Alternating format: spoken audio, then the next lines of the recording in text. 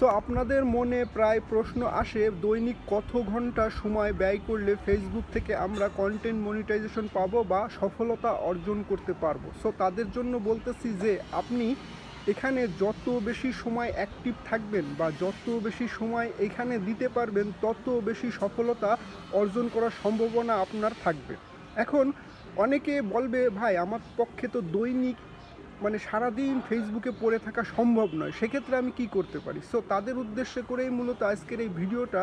So ভিডিওটা যদি আপনারা প্রথম থেকে শেষ পর্যন্ত দেখেন তাহলে আমি একটা রুটিন মাফিক যে কি কি করতে হবে আর আমাদের দৈনিক কত ঘন্টা কাজ করলে এই ফেসবুক থেকে সফল হতে পারবো সেটা আপনি খুব অনায়াসে একটা ধারণা লাভ করতে পারবেন। সো ভিডিওটা প্রথম থেকে শেষ পর্যন্ত দেখার অনুরোধ রইল। সো প্রথমেই বলে রাখি যে ফেসবুক হচ্ছে ধৈর্যের জায়গা। যদি আপনি এখানে ধৈর্য সহকারে লেগে থাকতে পারেন তাহলেই কিন্তু সফল হতে পারবেন।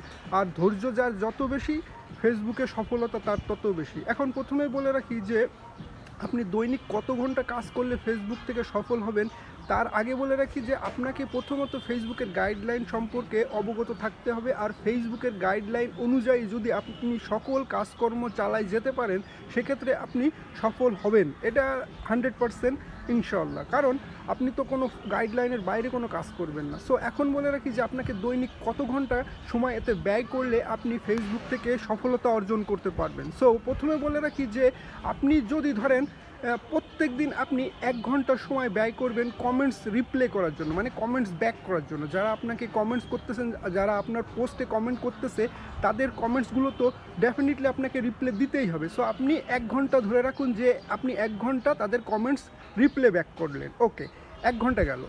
সেকেন্ড হচ্ছে আপনি 1 ঘন্টা ব্যয় করবেন নতুন নতুন ফলোয়ারদের বাসায় যাওয়ার জন্য, নতুন নতুন যারা অডিয়েন্স আছে তাদের বাসায় গিয়ে আপনি তাদের post related video, post related যে ছবি বা টেক্সট যে ধরনেরই পোস্ট তারা করুক না কেন আপনি সেই পোস্ট রিলেটেড কমেন্টস করবেন। কোনো ধরনের লিখবেন না যে আপনার বাসায় ঘুরে গেলাম, আপনি আমার বাসায় ঘুরে যান, বা ফলো টু ফলো বা সাপোর্ট টু সাপোর্ট, এই ধরনের কোনো কিছু লেখার কোনো প্রয়োজনই নেই।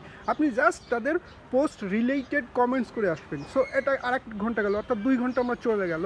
আর 1 ঘন্টা আপনি কী করবেন? আর 1 ঘন্টা আপনি যেই ভিডিও বা যেই পোস্টের উপর কাজ করতেছেন, যেই ক্যাটাগরি বেইজে আপনার কন্টেন্ট ক্রিয়েট করতেছেন সেই কন্টেন্ট ক্রিয়েশনের উপর ভিত্তি করেই আপনি মূলত যারা বড় বড় কন্টেন্ট ক্রিয়েটর আছে তাদের বাসায় ঘুরতে যাবেন। তাদের বাসায় ঘুরতে গিয়ে তারা কোন ধরনের ভিডিও তৈরি করতেছে, তারা কোন ধরনের পোস্ট তৈরি করতেছে, ভিডিওর ক্যাপশন কীভাবে দিচ্ছে, ভিডিওর টাইটেল কীভাবে দিচ্ছে, হ্যাশট্যাগ কীভাবে ইউজ করতেছে, এইগুলো আপনি ভালো করে অবলোকন করবেন। আর ভিডিও প্রথম থেকে শেষ পর্যন্ত দেখবেন মানুষকে কীভাবে এঙ্গেজ করতেছে, এইগুলো আপনি আয়ত্ত করার চেষ্টা করবেন। সো এই 1 ঘন্টা ব্যয় আপনি এখানে করবেন আর সুন্দর সুন্দর কমেন্টস করে আসবেন। এতে আপনার কী উপকার হবে?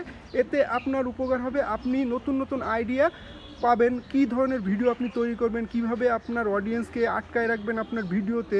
হ্যাঁ, মূলত এই 1 ঘন্টা আপনি ব্যয় করলেন, তাহলে টোটাল 3 ঘন্টা চলে গেল। আর 1 ঘন্টা ব্যয় করবেন হচ্ছে আপনি মূলত যেই টাইম লাইনে যে ভিডিওগুলো আছে, হ্যাঁ, ফেসবুক আপনাকে রিকমেন্ড করবে দেখার জন্য, সেগুলো আপনি প্রথম থেকে শেষ পর্যন্ত কমপ্লিটলি দেখবেন।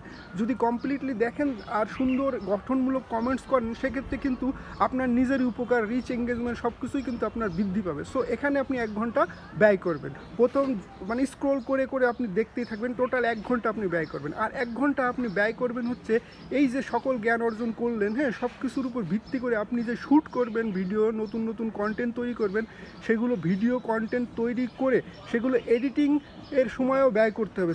এখানে টোটাল ভিডিও শ্যুট করা থেকে শুরু করে টোটাল সময় আপনি 1 ঘন্টা ব্যয় করবেন, আপলোড থেকে শুরু করে টোটাল শ্যুট করার থেকে শুরু করে টোটাল 1 ঘন্টা। সো এই গেল টোটাল 5 ঘন্টা। যদি আপনি এই টোটাল 5 ঘন্টা সময় ফেসবুকে ব্যয় করতে পারেন আর ফেসবুকের সকল গাইডলাইন অনুসরণ করে সকল কাজকর্ম চালায় যেতে পারেন, সো আশা করা যায় যে আপনি ডেফিনেটলি ফেসবুক থেকে সফলতা অর্জন করবেন। সো আজকের ভিডিওটা এই পর্যন্তই। ধন্যবাদ সবাইকে।